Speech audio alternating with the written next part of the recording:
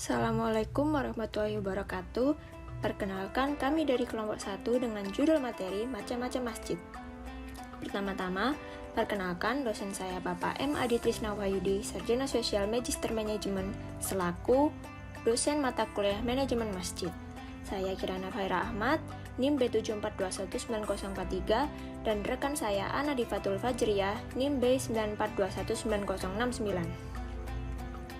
Pada saat ini, saya akan membahas mengenai pengertian masjid secara bahasa. Masjid secara bahasa dikenal dari bahasa Arab, yaitu sajadah, yasjudu, sujudan, yang dapat diartikan sebagai tempat yang digunakan untuk bersujud.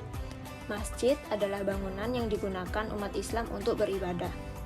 Muhammad Ayub berpendapat bahwa masjid tidak bisa dilepaskan dari permasalahan sholat saja. Sholat itu dapat dilakukan di mana saja seperti di rumah, di jalan, kebun, dan di tempat lain-lainnya. Selain itu, masjid juga menjadi tempat untuk umat Islam berkumpul dan melakukan ibadah berjamaah yang bertujuan untuk menjalin silaturahmi dan solidaritas agar tetap terjaga. Masjid perlu dikelola untuk melakukan pengembangan yang lebih baik, yakni dengan melakukan manajemen masjid yang merupakan tata cara pengelolaan masjid dengan benar yang digunakan untuk menciptakan jamaah yang sejahtera dan rukun. Manajemen masjid memiliki 3 instrumen yang berhubungan dengan kegiatan manajerial masjid, yakni ada bidang idaroh atau manajemen, yaitu proses pelaksanaan segala administrasi yang transparan untuk membangun kepercayaan jamaah agar tetap dapat berpartisipasi secara aktif di dalam masjid. Selanjutnya ada bidang imaroh atau pemakmuran masjid, yaitu bidang yang memiliki peran untuk memakmurkan masjid dengan mengelola berbagai kegiatan ibadah baik seperti amal sosial, pendidikan, dan lain-lainnya. Yang ketiga ada bidang riayah, yaitu pemeliharaan masjid. Bidang ini tuh memiliki tugas untuk menjadikan masjid sebagai tempat yang nyaman, indah, dan edukatif.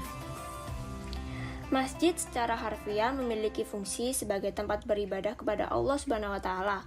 Setiap adanya perkembangan masjid, maka seiring perkembangan zaman, fungsi dari masjid berubah kurun waktu terjadi.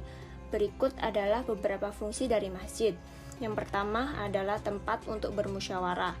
Masjid adalah tempat bermusyawarah umat muslim guna memecahkan berbagai persoalan yang biasanya timbul di dalam masyarakat. Yang kedua adalah masjid tempat membina keutuhan ikatan para jamaah dan kepedulian dalam mewujudkan kesejahteraan bersama.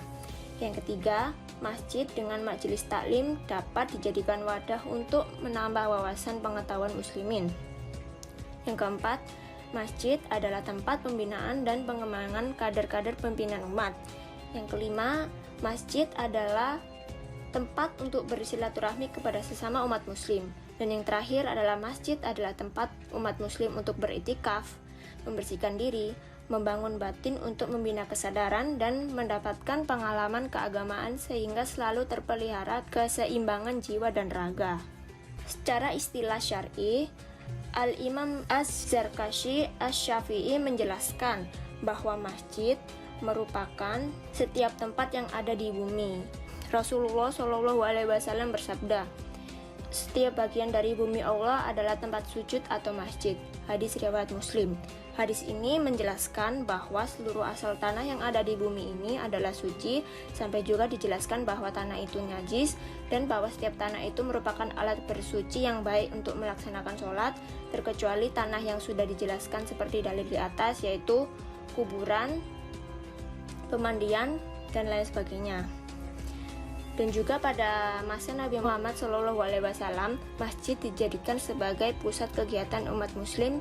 Kegiatan yang dimaksud itu seperti bidang pemerintahan politik, ekonomi, sosial, dan lain-lain. Berdasarkan keputusan Direktur Jenderal Bimbingan Masyarakat Islam tahun 2014 tentang standar pembinaan manajemen masjid, menjelaskan tipologi masjid dalam 9 jenis, yaitu yang pertama ada masjid negara. Masjid negara adalah masjid yang berada di ibu kota negara Indonesia. Masjid negara menjadi pusat kegiatan keagamaan tingkat kenegaraan.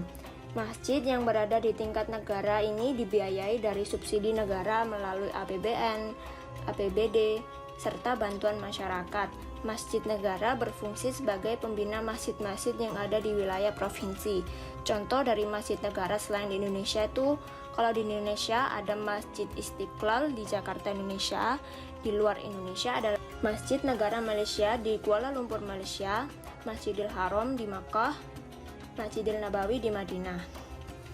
Yang kedua, ada Masjid Nasional, yaitu masjid di ibu kota provinsi yang ditetapkan oleh Menteri Agama sebagai masjid nasional dan memiliki pusat kegiatan keagamaan tingkat pemerintahan provinsi. Fasilitas penunjang yang dimiliki Masjid Nasional ini sama dengan seperti Masjid Negara, namun terdapat perbedaan di daya tampung jamaah. Contoh masjid besar nasional di Indonesia adalah Masjid Nasional Baitur Rahman Banda Aceh Provinsi Nangro Aceh Darussalam dan Masjid Nasional Al-Akbar Surabaya Jawa Timur. Yang ketiga ada Masjid Raya. Masjid Raya itu masjid yang ada di ibu kota provinsi dan ditetapkan oleh gubernur atas rekomendasi Kepala Kantor Wilayah Kementerian Agama Provinsi sebagai Masjid Raya serta menjadi pusat kegiatan keagamaan tingkat pemerintahan provinsi. Contohnya itu Masjid Raya Baitur Rahman di Semarang, Masjid Raya Medan, Masjid Raya Bandung di Jawa Barat.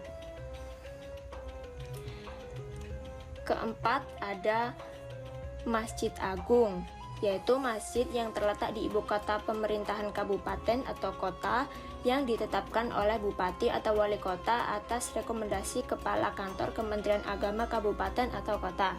Contoh Masjid Agung adalah Masjid Agung Jawa Tengah, Masjid Agung Demak, Masjid Agung Solo, Masjid Agung Banten. Yang kelima ada Masjid Besar.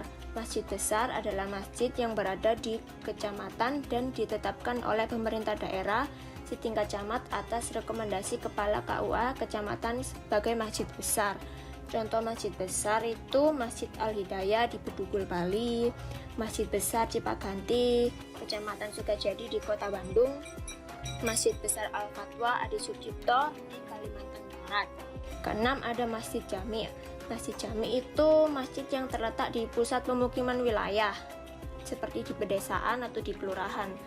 Kepengurusan masjid ini dipilih oleh jamaah dan ditetapkan oleh pemerintahan setingkat kelurahan atau desa atas dasar rekomendasi Kepala KUA kecamatan.